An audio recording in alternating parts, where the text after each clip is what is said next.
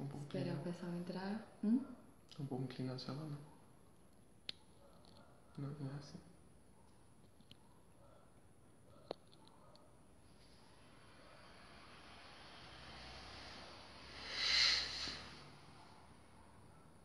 Ela entrou. Chama lá. Peraí, deixa o pessoal entrar. Mas a gente já vai entrando. Não, tem que ser no... aqui. Ai.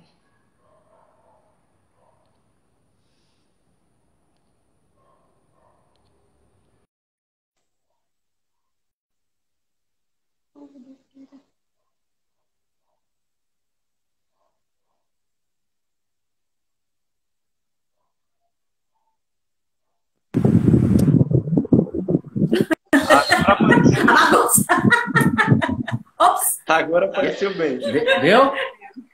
Todo mundo tá vendo aí, pessoal? Estão ouvindo e vendo? Aí, agora sim. Eu acho que meu celular é daqueles Agora tá bom. falsos. O pessoal tá voltando, a gente aguarda o pessoal voltando aí pra gente começar. Tá, deixa eu conectar aqui só para não perder a bateria. Pronto, Hoje o pessoal tá agora.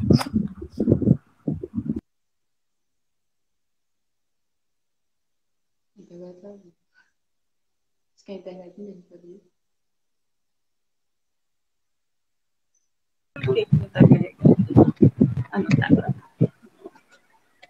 Então, a gente vai começar e a gente queria primeiro que você se apresentasse, falasse um pouco de vocês. O pastor Noval vai se apresentar lá. Por favor, você pode fazer isso?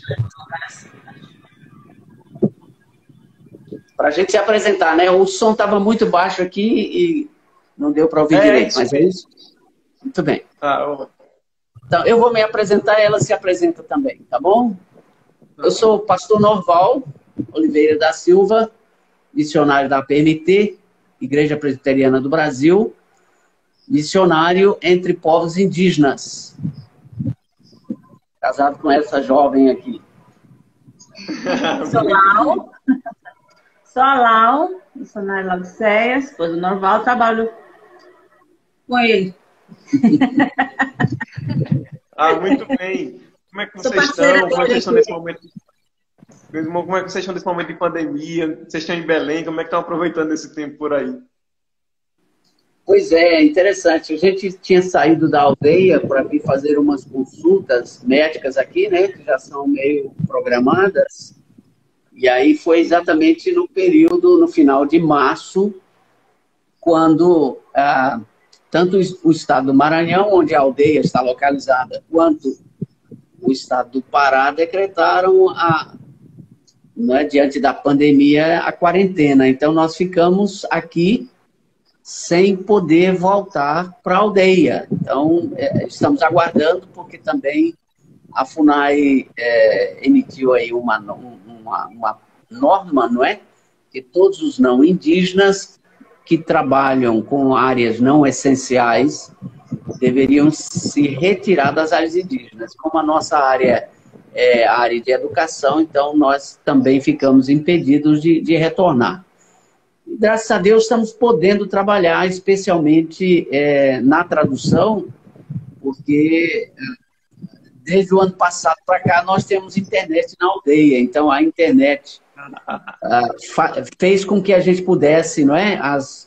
Parte da nossa equipe lá na aldeia e a gente aqui, então deu para a gente continuar o trabalho. Está indo muito bem, por sinal, o trabalho de tradução.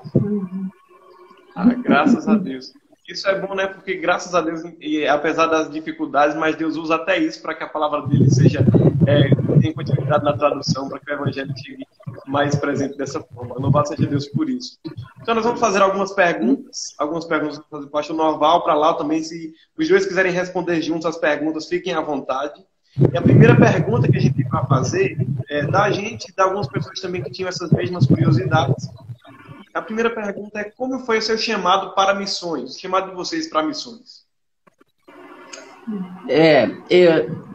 Primeiro, eu tive a impressão que o meu chamado era para o pastorado, né? Então, na minha juventude, lá no interior da Bahia, aos 17 anos, eu senti assim, tive uma experiência muito real com Deus, em função do falecimento de um irmão meu, dos homens, o mais velho. E essa experiência com Deus foi uma experiência forte, assim, que me levou a oferecer a minha vida para o ministério, até aquele ponto, imaginando que seria um ministério de pastoreio de igreja local. Daí fomos para o Instituto Bíblico do Norte, em Garanhuns. E durante o Instituto Bíblico do Norte, né, aí terra de vocês, né, no Instituto Bíblico do Norte, o IBN, eu tive acesso a 2 livros de biografias missionárias. E esses 2 livros de biografias deram uma guinada, assim, para que eu entendesse que o meu ministério seria na área de missões e não no pastoreio de igreja local. Então, os 2 livros foram por ordem mesmo até de influência e ordem que eu li, né? Por Essa Cruz Te Matarei, e O Homem que Obedecia. Por Essa Cruz Te Matarei, a história do Bruce Olson, né? É um livro bem conhecido da editora Vida, e conta a história de um jovem que foi para um trabalho pioneiro entre os índios, na Colômbia. E o livro O Homem que Obedecia, também, eu não me lembro agora se é Betânia ou se é a editora Vida, acho que é Betânia, a história do C.T. Studd, né, o fundador que hoje é a missão no Brasil chamada Amém, mas no internacional é a UEC Internacional, e ele foi um missionário extraordinário na China, na Índia e finalmente na África, onde teve a maior parte do seu ministério. Então, assim, Deus colocou, eu costumo dizer que Deus colocou livros e pessoas no nosso caminho para, através dos livros e das pessoas, nos mostrar,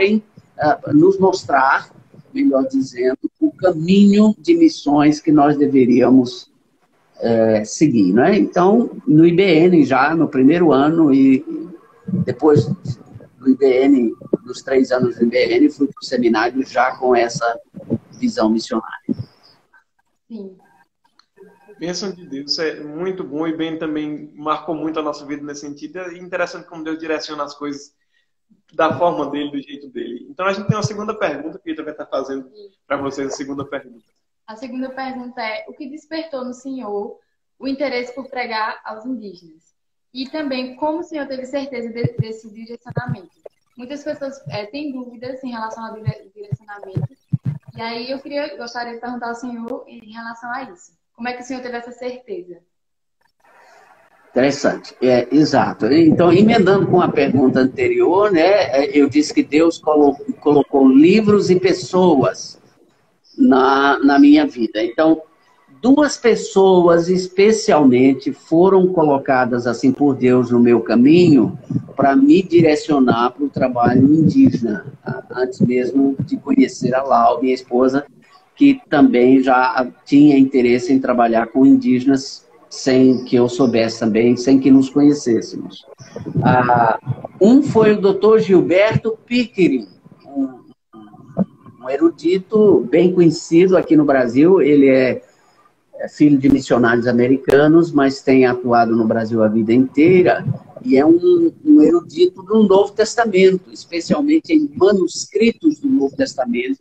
E enquanto estávamos no seminário de Recife, no seminário presbiteriano em Recife, ele veio dar uma série de palestras, né, sobre manuscritologia e também sobre missões. E ele fez a seguinte pergunta, e eu gosto de repetir essa pergunta, Azaf, quando eu falo para seminarista, viu, Pietra? Ele fez a seguinte pergunta: o que você vai fazer com o seu grego?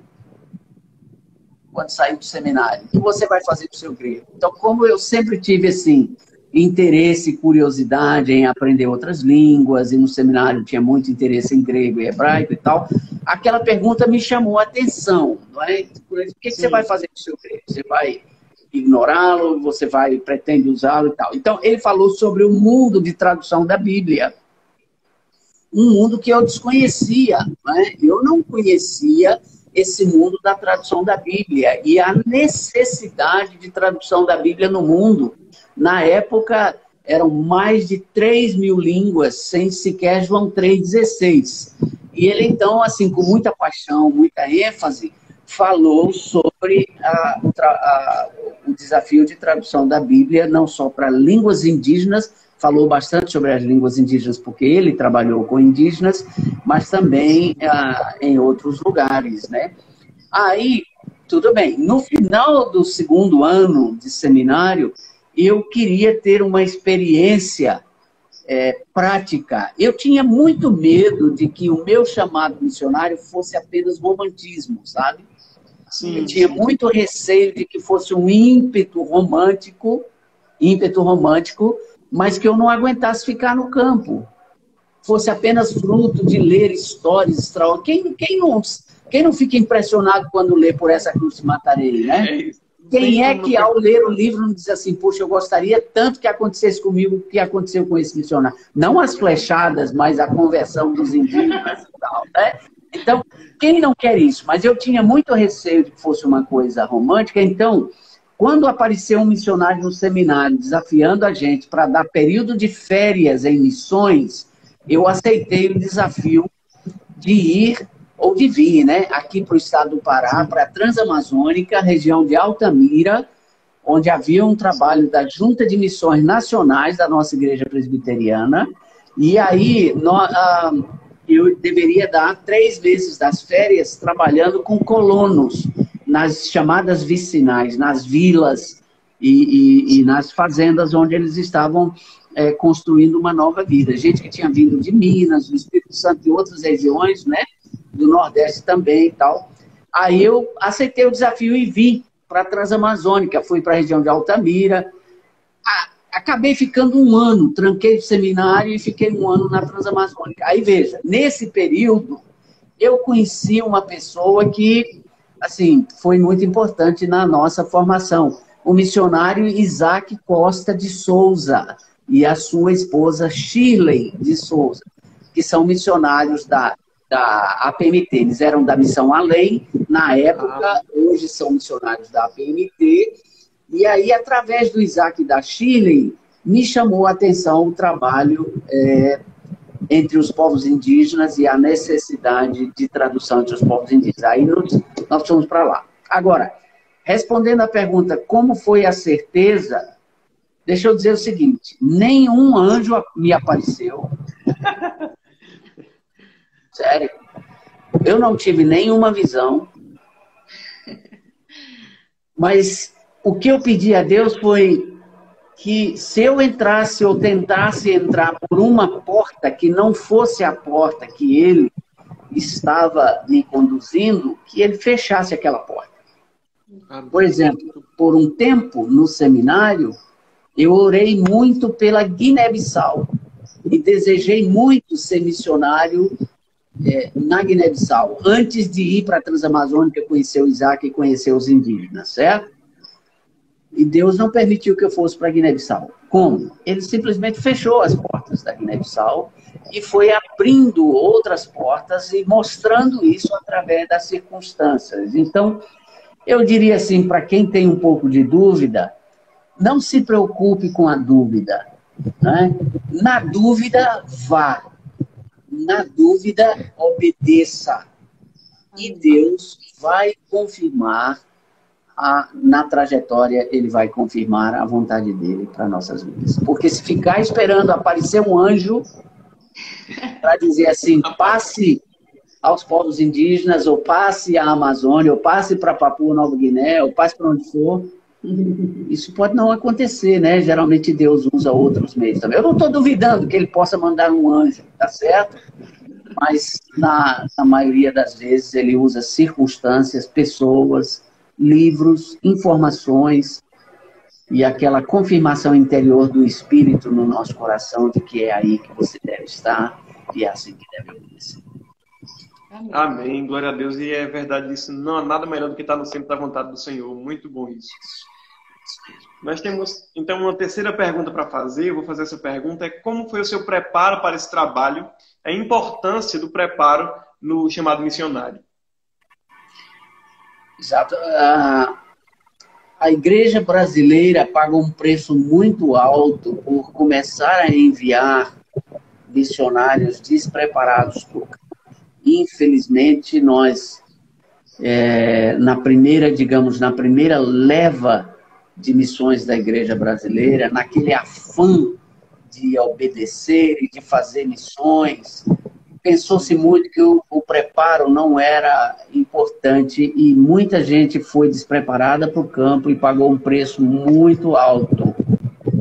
Tanto que as estatísticas nos primeiros, talvez, 20 anos da história mais recente de missões no Brasil indicavam uma média de permanência de missionários brasileiros no campo de apenas 2 anos. Meu Deus. Era muito baixa. É claro que a falta de preparo não foi o único problema, mas foi um dos principais problemas. Então, é muito importante que o missionário se prepare em todos os aspectos, que ele se prepare psicologicamente, não é? Emocionalmente, porque ele vai encarar situações assim muito diferentes e pesadas, e a gente tem visto alguns missionários sucumbirem emocionalmente. O preparo acadêmico é extremamente importante. O missionário vai para uma outra cultura, ele vai aprender uma ou outras línguas, ele precisa estar apto, receber as ferramentas adequadas para ele encarar essa situação transcultural, essa situação de outras línguas, não é? E aí, então, aprender realmente técnicas e meios de viver, conviver e ser produtivo num contexto transcultural. Então, o preparo é extremamente importante. O senhor teria algumas dicas, assim, de alguma instituição para a questão de tradução de línguas?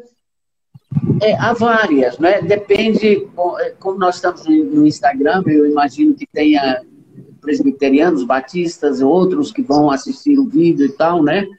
Mas existem escolas como, por exemplo, a própria APMT hoje oferece um curso de 1 ano chamado CFM, né? Centro de Formação Missiológica, e tem cursos tanto em Recife quanto em São Paulo, né? As disciplinas oferecidas em módulo, então a pessoa pode ir fazendo gradativamente à medida que ela tem disponibilidade, ou no período de férias, por exemplo, no caso de Recife, né? Pode fazer o CFM. Nós temos o Centro Evangélico de Missões em Viçosa, que é uma escola, uma das primeiras a oferecer treinamento na área de missões transculturais. E aí eu também devo e preciso mencionar a Missão Além, quando, digamos assim, eu diria que eu recomendo a Missão Além para quando o missionário já está quase no ponto de ir para o campo, digamos assim. Ele recebeu a sua formação bíblico-teológica, recebeu uma formação inicial, missiológica, agora ele está quase pronto para ir para o campo, então eu recomendo que ele faça o curso da Missão Além em Brasília, que é um curso voltado para linguística, educação intercultural, tradução e antropologia, além da missiologia que continua já, mesmo com o pressuposto de que quem vem fazer o CLM já tem alguma formação também na área de missões, né? Então, isso para citar alguns, não é? A gente tem visto vários outros, assim, iniciativas mais novas também, que eu poderia mencionar, por exemplo, eu não estou tentando me lembrar o nome, Instituto Teológico de São Paulo, os cursos são todos oferecidos lá pelo reverendo Leandro Lima, oferecidos pela internet. Então, hoje as possibilidades de formação missionária são muito grandes, não é? Você pode, assim, tem uma gama muito grande de instituições e possibilidades hoje para a formação missionária. É muito importante que realmente quem vai para o campo missionário se prepare. Pastor, só mais uma pergunta em relação a isso. Como foi, então, o seu preparo particular para a missão?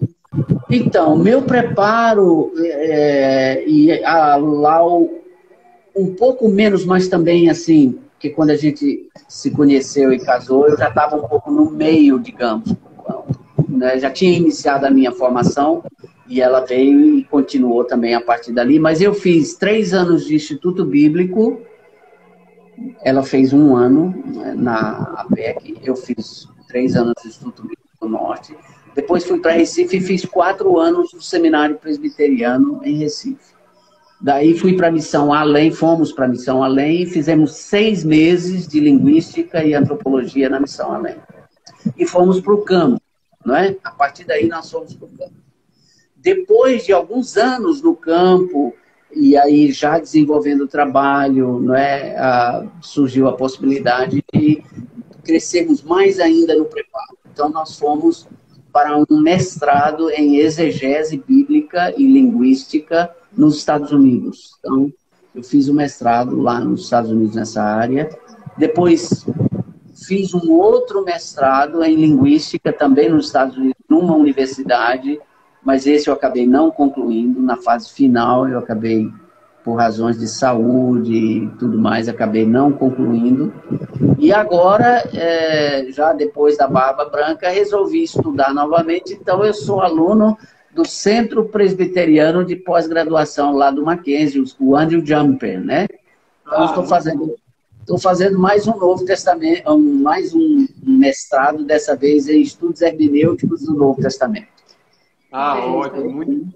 Sim, Lau está me lembrando aqui, nós dois somos formados em letras também. Sim.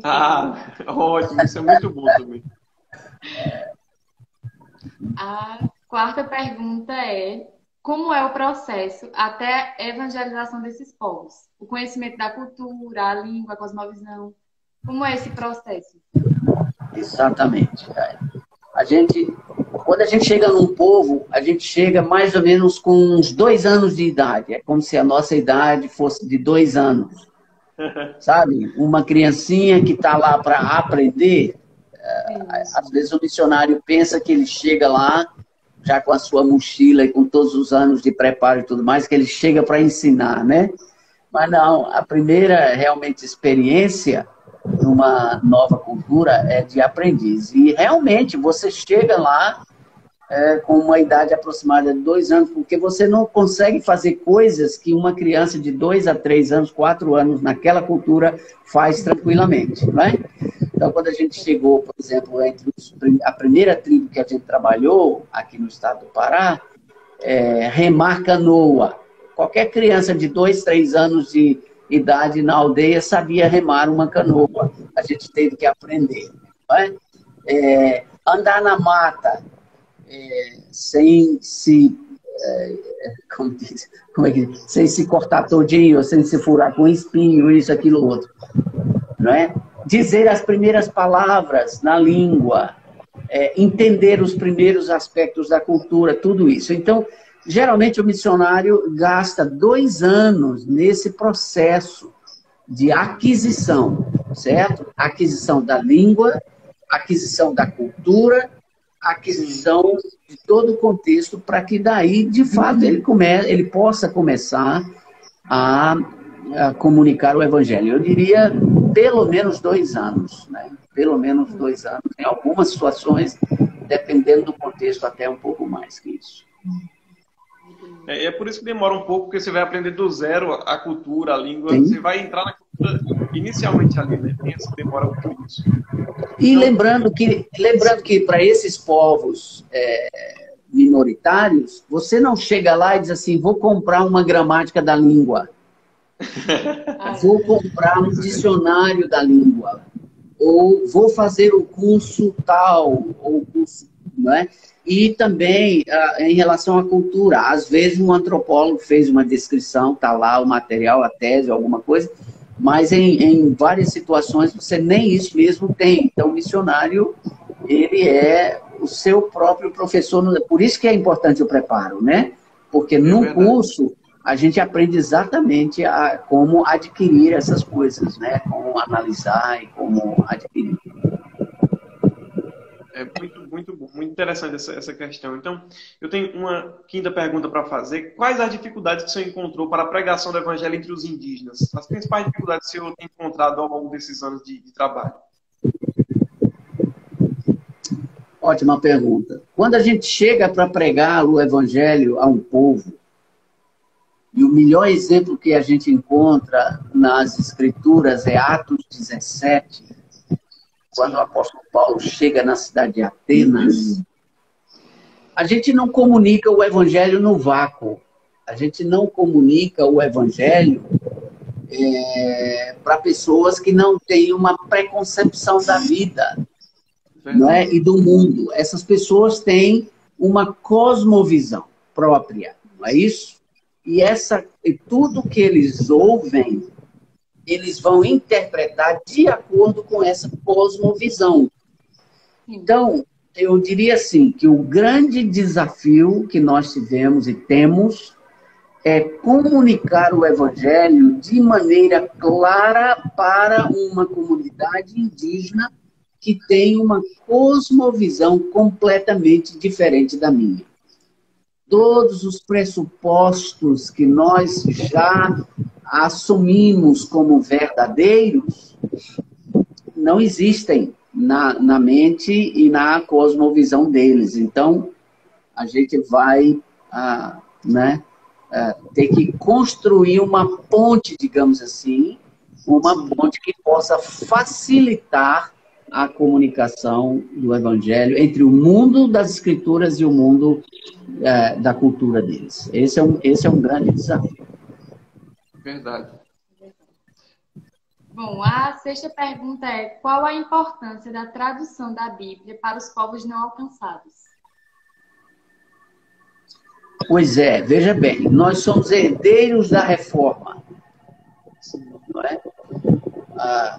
E a reforma protestante foi, digamos assim, historicamente falando, embora até a reforma do século XVI nós tivéssemos tido experiências de tradução da Bíblia, por exemplo, você tem vários, ainda essa semana eu estava lendo novamente, já fazia anos que eu não lia mais o livro Até os Confins da Terra, estava relendo essa semana, eu li a história de Úfilas, por exemplo, né, que foi um tradutor assim, para o gótico, né, e ele mesmo lá, quarto, quinto século, não me lembro exatamente agora, mas ele já sentia o valor da tradução da Bíblia para a evangelização de um povo não alcançado.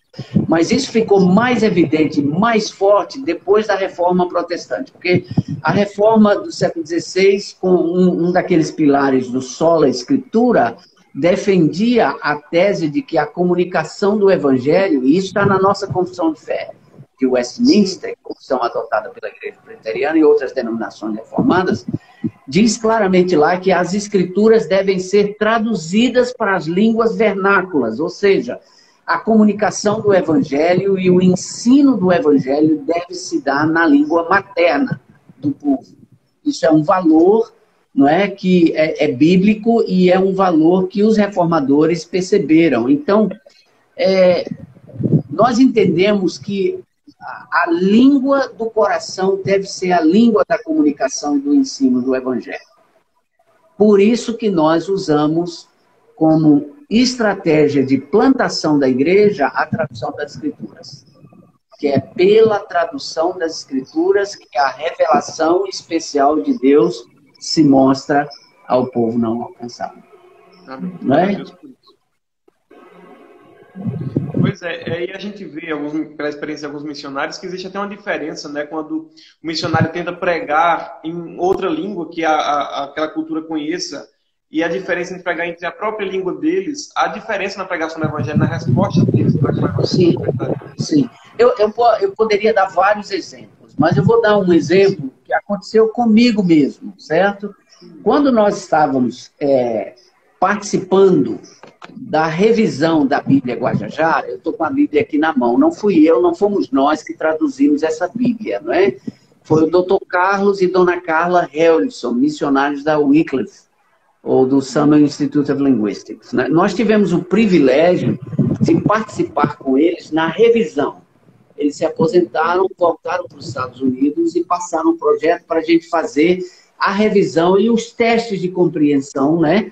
Para garantir que, como ele traduziu, estava sendo compreensível para o povo. Então, nós viajamos por várias aldeias, porque o povo Guajajara, no estado do Maranhão, é um povo de mais de 20 mil indígenas, com centenas de aldeias em várias regiões.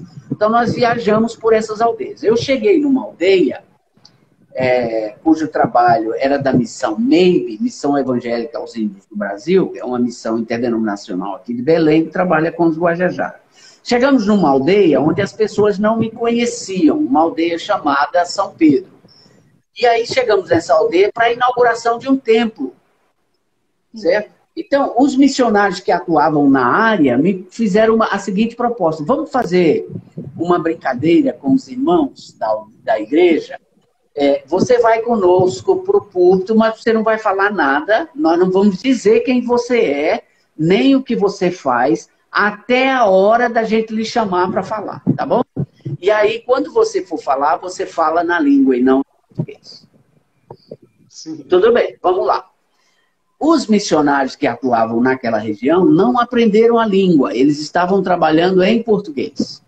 Bom, os Guajajara são bem bilíngues, né? Guajajara, mas ainda assim utilizam muito a língua indígena. Pois bem, então me passaram a palavra, disseram, olha, tem um pastor aqui, Caraíu, né, como eles chamam lá, o não indígena, e ele vai dar uma palavrinha para vocês. Então, quando eu comecei, Zanecaru, Remuriparawan, Heruriu, Etete, Cocó, Repá, aí Concepe, é Puri, Recuri.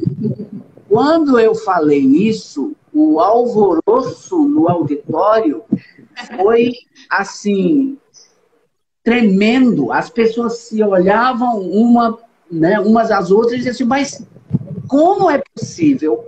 Ele é branco, nós não o conhecemos, como é que ele fala a nossa língua? E foi uma coisa assim, sabe, Pietro, que chamou muito a atenção naquele momento. Isso ocorre ainda hoje, onde a gente vai no local em que as pessoas não nos conhecem, quando a gente fala na língua guajajara, eles ficam espantados, né? Então, isso para mostrar o valor e a importância da comunicação na língua materna. É isso que nós incentivamos aos missionários, é isso que a gente pratica. Sim. A gente tem outra pergunta. Eu queria que o senhor falasse um pouquinho sobre o processo da aquisição da língua, como essa língua é adquirida, caso ela seja ágrafa, como é que pode adquirir de forma mais fácil essa língua? Então, foi exatamente... Nós tivemos, assim, experiências distintas, né? Quando nós trabalhamos com Guajajara, Itembé, já havia bilíngues, então, material escrito, no caso aqui do Guajajara, Dr. Carlos Elson deu um curso da língua para a gente, né, e mostrando os aspectos gramaticais e tudo para nos ajudar na aquisição. Então, isso vai variar de contexto para contexto. Mas quando nós fomos para a aldeia onde estamos e no povo onde estamos atuando atualmente, nós chegamos lá num outro contexto completamente diferente. Nós chegamos numa comunidade monolíngue, em que a maioria absoluta, quase totalidade, só falava a língua. Nós tínhamos ali uns 2 ou 3 que falavam um pouquinho de português, porque tinham aprendido com os servidores da FUNAI, mas que não tinham fluência em português e tal, né? Então, nós tivemos que aprender realmente num contexto monolíngue. Aí vem a vantagem de um curso, por exemplo, como o CLM lá de Brasília, em que o missionário aprende num curso específico de aquisição de línguas, é oferecido agora também no CFM, né, como disciplina especial, aquisição de línguas com o Isaac, inclusive, que eu mencionei anteriormente. Aí você aprende, sabe, a utilizar ferramentas adequadas, mesmo num contexto monolíngue, para você adquirir a língua. Através de objetos, através de gestos, através da participação em atividades do dia a dia da comunidade. Eu, por exemplo, a Lá usou uma estratégia, eu usei outra. Eu usei a estratégia de sair com os homens para a mata, por exemplo. Andei muito, muito, muito com os indígenas na mata, né? E aí, a partir dali, ele já dizia, você já sabe como é que a gente chama isso aqui? Mostrava uma fruta, mostrava uma árvore, mostrava um animal, um pássaro, alguma coisa, e a partir dali a gente vai anotando, gravando e vai adquirindo. Você é o seu próprio professor. É assim que a gente adquire uma língua e adquire também a cultura, observando e participando. Então, no nosso na prática, Aí vem a parte técnica depois. Por exemplo, você falou de alfabeto, né? Nós chegamos, não havia, a língua era completamente ágrafa, certo? Então, como é que a gente faz? Nós temos que elaborar um alfabeto. Mas como é que a gente elabora um alfabeto? Bem, aí você precisa da linguística, porque a melhor maneira, não é a única, mas a melhor maneira é fazer uma análise fonológica da língua. Certo? Sim. Como é que a gente faz? A gente ouve, não é isso? Grava, registra, transcreve. A gente transcreve foneticamente. Depois, sim, com as técnicas de fonética e fonologia, nós fazemos é chamado de inventário de todos os sons da língua. Todos os sons que são falados em todas as palavras da língua. Nós catalogamos aqueles sons. A fonética nos ajuda a catalogar todos os sons. Eles são classificados, né, tecnicamente, pelo local onde ele é produzido, a forma como o ar sai ou entra na corrente de ar para transformar, para produzir aquele som. Tudo isso a gente aprende. Aí o que a gente faz? Transcreve. E aí faz uma análise desse sistema de sons. Os sons, a gente diz lá no curso de linguística, né, que vocês fizeram, eles podem estar em contraste ou eles podem estar em complemento, né? Um som pode complementar o outro ou pode fazer contraste com o outro.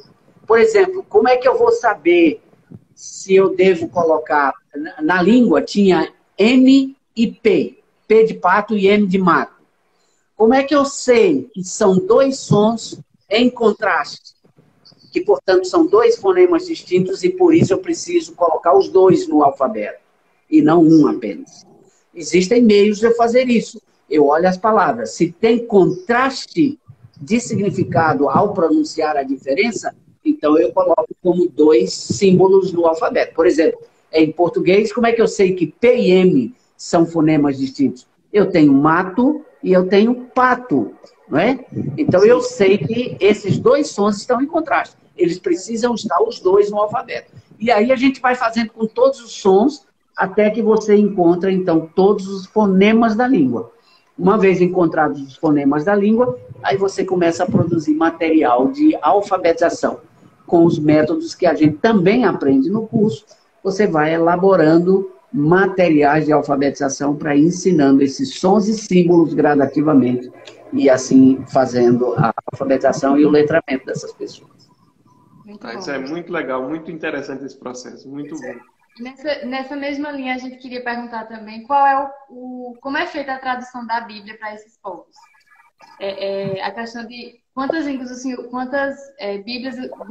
língua, né? O senhor já traduziu para a Bíblia, em quantos povos, a gente queria saber. Certo. Nós estamos há 31 anos no trabalho missionário de tradução entre indígenas. Em várias... já tivemos função, por exemplo, de estar em Brasília, na presidência da missão, trabalhamos com o povo Tembé, trabalhamos com o povo Guajajara e trabalhamos agora com o povo que nós estamos atualmente, que eu estou evitando de mencionar o nome, né? Mas, então, a nossa participação nesses 3 projetos foi distinta. Eu vou mostrar aqui para vocês. Primeiro trabalho, esse é o Novo Testamento na língua Tembé. Agora, que fique claro lá que foi uma equipe que fez esse trabalho, né? Principalmente o trabalho do reverendo Paulo Duarte de Oliveira e a sua esposa Késia Mosti e uma outra missionária chamada Lídia Correia, né? E eu e Lau fizemos parte da equipe que trabalhou entre os Tembé. Nós fizemos parte da fase inicial e depois voltamos para a fase final. Eles, Paulo, Késia e Lídia, fizeram a maior parte desse trabalho e nós chegamos para ajudá-los a finalizar, ok? Aí, fomos para o projeto Guajajara. No projeto Guajajara, nosso trabalho foi de verificação. Foi quando a gente retornou dos Estados Unidos, eu já era consultor de tradução, então, Dr. Carlos e Dona Carla estavam voltando para os Estados Unidos por razões de saúde. Eles nos passaram o projeto, então nós ficamos 5 anos revisando toda a tradução que eles fizeram, verificando o Antigo Testamento e também o Novo Testamento. Só tem aqui um pouquinho de tradução que eu fiz nessa Bíblia, que é o final longo do Evangelho de Marcos, que que o doutor Carlos disse, olha, se você acha que é interessante colocar, você deve colocar. Ele achava que não fazia parte do texto original, digamos, né? É uma coisa técnica, não é isso? Que muita gente, talvez, da igreja não saiba, mas os manuscritos, nós temos dois tipos de manuscritos. Um tipo de manuscrito que era predominantemente no Egito, tinha um final mais curto do Evangelho de Marcos, e a maioria dos manuscritos chamados bizantinos ou majoritários tinham a parte mais longa do Evangelho de Marcos, no capítulo 16. O Dr. Carlos achava que o final longo não era a parte original, mas ele me deixou livre para traduzir, então, e colocar, e aí, então, como eu achava que era parte do original, então foi incluído. Mas foi a única participação, digamos, de tradução minha nessa Bíblia. Foi mais o trabalho nosso aqui de revisão, tá ok? E agora nós estamos no terceiro projeto, digamos, esse é um projeto pioneiro, nós começamos do zero, e no momento é um projeto de tradução do Novo Testamento.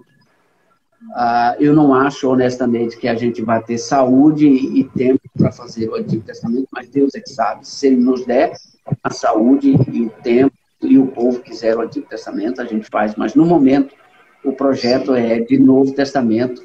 Nós já lançamos algumas coisas preliminares. Por exemplo, aqui nós temos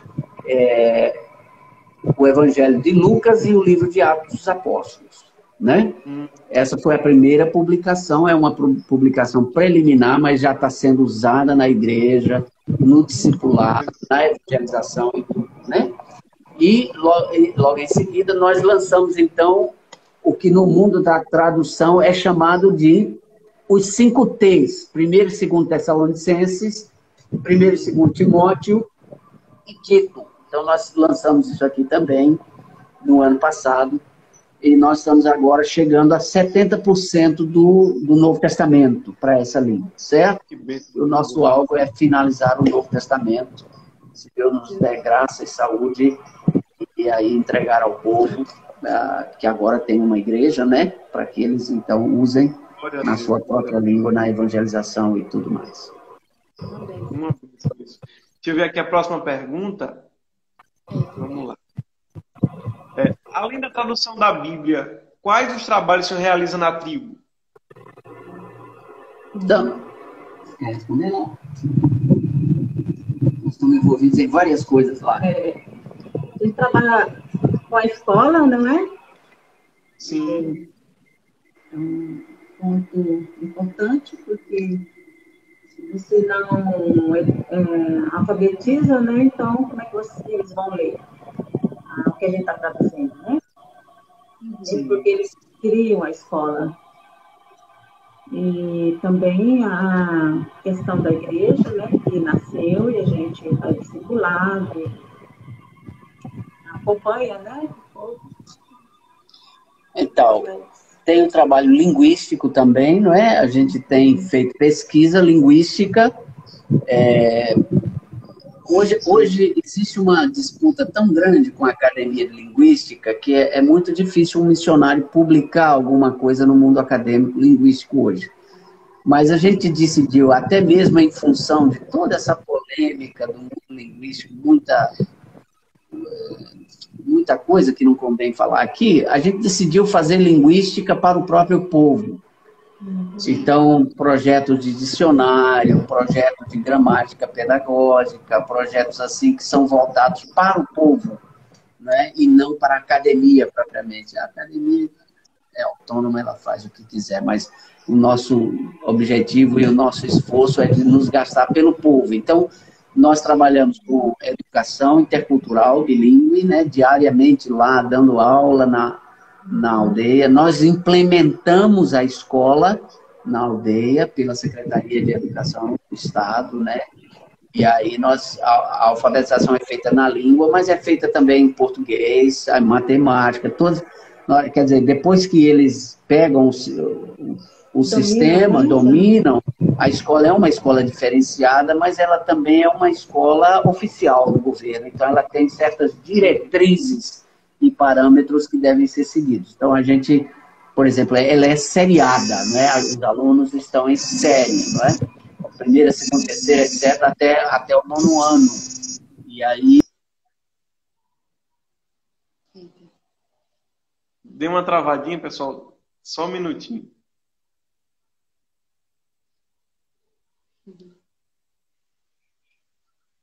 Tá sim, voltou. Tá, pronto.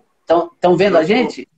Tá Ok. sim, Tá. Então para resumir, a gente está envolvido em educação, a gente está envolvido também em linguística, tradução, plantio de igreja, e nos envolvemos bastante também com a comunidade, assim, desenvolvimento comunitário e político, de conscientização, de orientação. A gente se envolve. Eu não vou chamar integral, porque o termo integral hoje é meio complicado, né? Mas a gente tenta fazer assim um trabalho de atuação em todas as áreas, uma boa visão calvinista de trabalho. Sim. Ainda também nessa linha sobre a questão dos trabalhos na tribo, para Lau, eu queria perguntar assim, como é o trabalho com as mulheres, com as crianças, em relação à evangelização? Eu não ouvi direito. Eu vi, a pergunta está aqui, mas eu não ouvi o que você falou exatamente. O trabalho que você faz com as mulheres e com as crianças. E também qual a importância da mulher no trabalho missionário transcultural? Então, a participação lá é integral, né?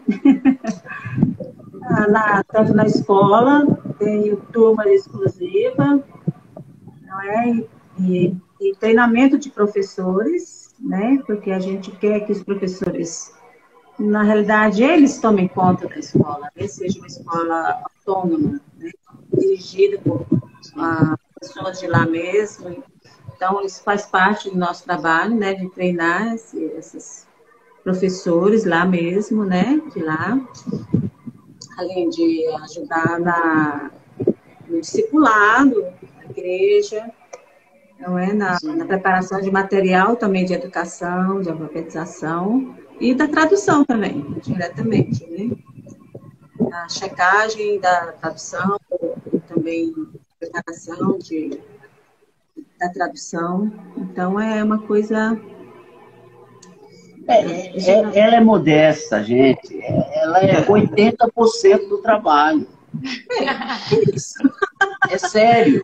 Olha, eu posso contar várias histórias. Sim. No primeiro trabalho, por exemplo, quando a gente foi para os Tembé, nós fomos nós tínhamos apenas o mais velho nós temos 3 filhos, né? Um rapaz, o Lucas, aí 2 moças, a Ana Carolina. Lucas e Ana Carolina já são casados e temos a mais nova, Sara, que é solteira. Nesse tempo, nós tínhamos apenas o Lucas. E a Lau cuidava do Lucas na tipóia como uma mulher Tembé.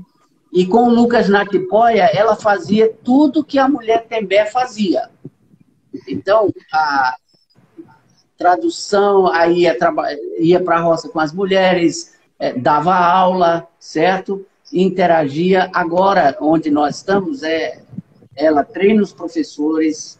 Até a tradução, eu estava patinando no início com uma pessoa que estava me ajudando a traduzir, mas era uma pessoa que não tinha tanto interesse na tradução, e ela um dia chegou para mim e disse assim: eu estou pensando em fazer traduções das histórias do Antigo Testamento, para a gente pegar uma linha assim na evangelização, né? Começar com criação, queda, etc., e vir até o Novo Testamento. Eu estou pensando em trabalhar com fulana de tal. Eu vou testar para ver se ela tem habilidade para trabalhar com tradução. Eu digo, tá ótimo, vai lá. Olha, só para vocês terem uma ideia, é a jovem que é a nossa principal tradutora hoje. Essa jovem era uma adolescente na época e foi a primeira a se converter na aldeia também. Trabalho de quem? Dela. Então, a mulher é dobrado porque cuida da família, dos filhos e ainda faz o trabalho. É verdade. É necessário na nossa vida. Pois é. Então, a gente tinha, na verdade, não é uma pergunta, a gente queria deixar um tempo maior agora para o senhor ficar à vontade, falar um pouco sobre o chamado, falar um pouco sobre isso. Tem uma ainda? Tenho. Ah, ainda tem uma pergunta, perdoe-me, ainda tem uma pergunta. Eu tinha visto aqui errado. Então, vamos lá. A última pergunta. Quais são os dados da evangelização e a tradução da Bíblia para povos indígenas? Existem quantas etnias indígenas ainda não contactadas ou não alcançadas, na verdade, melhor dizendo? Porque tem uma diferença entre não contactadas e não alcançadas, né? O termo não contactadas é aquele termo que é usado para os povos indígenas que estão na floresta sem um contato mais permanente com a sociedade envolvente. Então, ainda há uma estimativa aí de pelo menos 50 grupos nessa condição, pelo menos 50, pode haver mais, mas a FUNAI, a política indigenista da FUNAI atualmente é não realizar o contato com esses povos. Apenas proteger o território, mas não fazer contato com esses povos. Então, né? Mas etnias não alcançadas pelo Evangelho, nós temos ainda aproximadamente... Eu vou usar um termo mais concreto até do que não alcançado, porque nós teríamos que elaborar bastante esse conceito de não alcançado, né? Mas deixe-me dizer que há pelo menos 100, a última estatística, eu não sei se mudou, mas está lá no banco de dados da MTB, não é? Na página da MTB, eram 110 povos indígenas no Brasil sem presença missionária. Eu vou usar isso aqui como é mais concreto, porque não alcançado, você pode ter uma comunidade que mesmo tenha presença missionária, mas ainda assim continue sendo não alcançada, né? Porque a resposta ao Evangelho ainda não foi suficientemente para classificar aquela etnia como uma etnia alcançada. Mas imagine aí o nosso desafio. Nós temos pelo menos 100, vamos dizer assim, 100 e poucas etnias sem presença missionária. Da última vez que eu ouvi o reverendo Ronaldo Lidori falar sobre isso, ele tem feito várias pesquisas, né, e as pesquisas dele, da equipe que ele comandou, estão lá na página da MTB. Nós precisaríamos de uma força missionária de pelo menos mais 500 missionários brasileiros para a gente poder alcançar os povos indígenas, né? E não estamos conseguindo. Realmente é um grande desafio, é um pouco preocupante que nós tenhamos uma geração que está chegando assim, dá uma olhadinha aí na minha barba e no meu cabelo branco, né? Uma geração que está chegando assim, como eu, alguns que já trabalham há mais tempo do que eu, por exemplo, o Isaac, do que a gente, né? Eu e Lau, outros chegando, então as missões estão pensando, bom, está na hora de reposição, né? E aí nós precisamos de uma nova força jovem, disposta, corajosa, para, em alguns casos, assumir esses trabalhos da geração anterior e, em outros casos, ir para esses campos, para essas comunidades que ainda estão aguardando para ter a presença missionária, para daí, então, ouvir o Evangelho. A gente vê que é uma realidade ainda que a gente precisa trabalhar e despertar mais pessoas para isso, não é verdade? Sim. Então, agora sim, a gente chegou a terminar as perguntas, a gente quer deixar um tempo para o senhor ficar mais à vontade, falar um pouco sobre isso, trazer mais pessoas a despertar sobre esse sentido. Eu assisti praticamente todos os seus vídeos no YouTube, nas igrejas onde o senhor sai pregando por aí agora, e eu gostei muito de uma palavra que o senhor usou sobre gastar a vida na obra missionária. Isso. Eu acho que a gente precisa despertar mais pessoas com esse interesse de gastar a vida nesse sentido. Então, pode ficar à vontade, pastor, fala isso. A frase que eu usei, né, essa vida para servir, a próxima para usufruir. Então, o que eu quero dizer com isso? O que eu quero dizer é que nós teremos a eternidade para usufruir a presença de Deus e a glória de Deus. E Deus nos transformou, nos deu gratuitamente a salvação em Cristo Jesus. E ele comanda a sua igreja, ele constituiu a sua igreja como um corpo do querigma, né? A igreja é a comunidade do querigma. O que é isso? A palavra querigma é o termo para proclamação, né? A igreja é a comunidade da proclamação. Ele diz, vão ouvindo, preguem e façam discípulos de todas as nações, preguem o evangelho em todo mundo. Então, a gente tem a sólida argumentação bíblica de que a igreja é a comunidade do querigma, é a voz de Deus no mundo, anunciando o evangelho de restauração a todos os povos. E o texto que eu mais prego, então se você viu meus vídeos no YouTube, você já viu uma característica, que eu repito bastante sermão, né? Eu brinco por aí dizendo o seguinte, que eu tenho 5 sermõezinhos, ou 4 ou 5 sermõezinhos, e eu saio pregando por aí. Né? Diferente do apóstolo Nicodemos, Hernandes Dias Lopes, que esses homens têm na gaveta lá uma enormidade de sermões, eu tenho 4, e eu saio aí pregando esses 4. Um deles é o de Romanos 15, 20 e 21. Esse texto, para mim, assim, se você perguntar assim, pastor, qual é o texto que o senhor diria é o seu texto em termos de missões? É esse texto, Romanos 15, 20 e 21. Eu estava no seminário, fazendo uma exegese no curso de Romanos, né? E quando, de repente, pum, explodiu na minha frente a verdade das Escrituras de que havia povos não alcançados e que eu, à semelhança do apóstolo Paulo, podia gastar a minha vida para nomear Cristo onde ele não tem esse nome, para estabelecer sobre fundamento, não um fundamento alheio, mas um fundamento novo, trazendo pela primeira vez o evangelho a um povo. Então, eu fiz daquele texto uma oração. Eu disse, Deus, me dá o privilégio, a oportunidade de cumprir esse texto de Romanos e levar o evangelho, não onde Cristo já fora anunciado para não edificar sobre fundamento. Quero levar. E aí conheci uma corajosa que também tinha o mesmo objetivo, né? Porque eu já achava que não ia encontrar alguém com essa disposição e tudo. Então, a Lau também tinha o mesmo objetivo. E aí nós nos unimos e estamos há 31 anos no campo missionário. Então, a minha palavra é uma palavra de desafio, sabe, Pietra e Azar? Eu sei, eu estou conhecendo vocês, né, desde lá no CFM, quando eu dei aula para vocês. A paixão, o interesse pela obra missionária, sabe? A minha oração é que Deus levante uma nova geração no país. Deus levante uma geração de gente corajosa, gente disposta, gente que queira, que não tenha medo de morrer se for preciso para levar o evangelho aos confins da terra, sabe?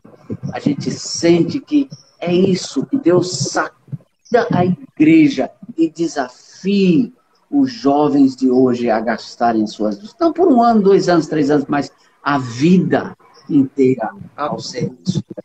Amém. Amém. Glória a Deus por isso. Nós tínhamos orado, nosso coração, graças a Deus, tem ardido por isso. Porque a gente sabe da necessidade que tem aqui, obviamente, mas nós sabemos que se todo mundo ficar aqui, quem é que vai fazer esse trabalho? E nós tínhamos orado para que Deus desperte cada vez mais jovens para fazer isso também. Então, pastor, a gente queria encerrar, mas antes de encerrar e dar os agradecimentos finais, queria que o senhor orasse, ou então desse uma saudação, mas eu queria que o senhor fizesse a maneira indígena, se for possível. A gente não vai entender muito, mas a oração é para o Senhor estará entendendo aquilo que o Senhor estará orando. Então, por favor, pastor. Vamos orar. Bom, antes de orar, eu quero agradecer, viu, a oportunidade. Que Deus abençoe vocês, que Deus direcione também no ministério, em relação ao campo, tipo de trabalho. E certamente vocês vão comunicar depois aí, não é? Quem quiser ter interesse em pesquisar mais, saber mais sobre missões, não é? Buscar aí informações na PMT, na Missão Além, outras organizações, né? Tudo mais. Tá bom. Vamos orar. Deus, Cori Cocó, Nirauacutere, Nipamei Imá, Dikaturo oma ania Deus maramehe arieri ko tie. Ame acakatu azafri hena acakatu piera hena Deus ia ikomata missionário meona ning iha umata amo awau ni peona ame acakatu arieri tamu acakatu arihe ame nikatu ha marakau ni pena ni ratang ha marakau ni he